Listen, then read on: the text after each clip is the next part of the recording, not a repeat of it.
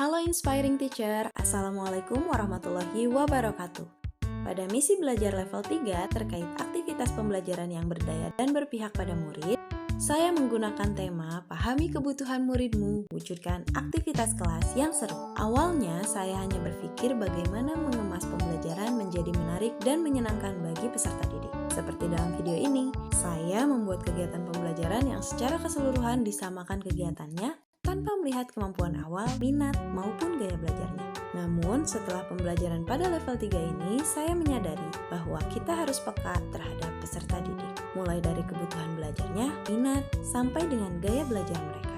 Tidak mudah memang, tapi jika kita mau belajar, saya yakin bahwa kita akan mampu memberikan pembelajaran terbaik bagi peserta didik. Banyak tantangan yang saya hadapi, salah satunya yaitu bagaimana merancang pembelajaran yang dapat memenuhi kebutuhan belajar peserta didik. Nah, pada misi belajar kali ini, saya mencoba melakukan implementasi pembelajaran berdiferensiasi. Misi belajar kali ini, saya melakukan implementasi pembelajaran berdiferensiasi pada mata pelajaran IPAS dengan topik makan dan dimakan dan subtopik rantai makanan. Hal pertama yang saya lakukan yaitu melakukan asesmen awal dengan memberikan beberapa pertanyaan terkait konsep suatu ekosistem dan kaitannya dengan makan dan dimakan agar saya dapat mengetahui pengetahuan awal peserta didik.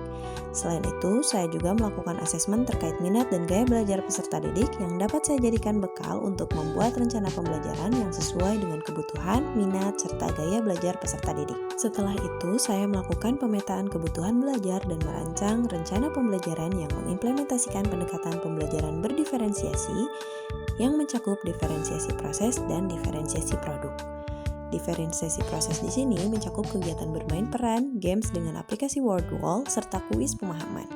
Diferensiasi produk yang disarankan diantaranya membuat lagu rantai makanan, diorama rantai makanan, serta poster terkait rantai makanan.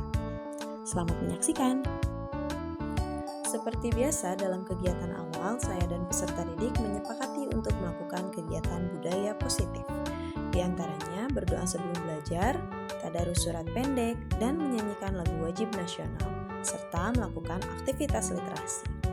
Setelah itu, saya melakukan cek absensi dan saya memberikan afirmasi positif mengenai beragam perasaan yang dirasakan oleh peserta didik saat masuk kelas. Kemudian, saya mengingatkan kembali terkait kesepakatan belajar yang sudah kita buat bersama, serta menyampaikan tujuan pembelajaran.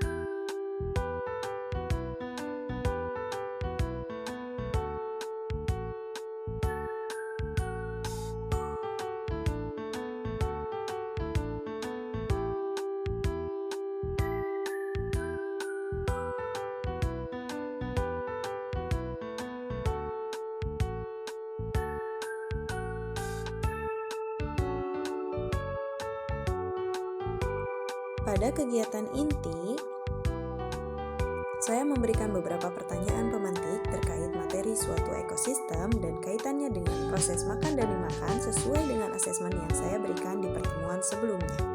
Selanjutnya, saya mengajak peserta didik untuk menyimak terlebih dahulu multimedia pembelajaran interaktif Rakana yang sudah saya persiapkan.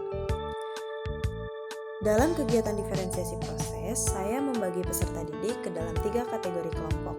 Yang pertama, kategori kemampuan rendah yang melakukan aktivitas bermain games pada aplikasi Word Wall, kemampuan sedang yang melakukan aktivitas bermain peran, serta kelompok dengan kemampuan tinggi yang melakukan aktivitas menjawab kuis refleksi pemahaman.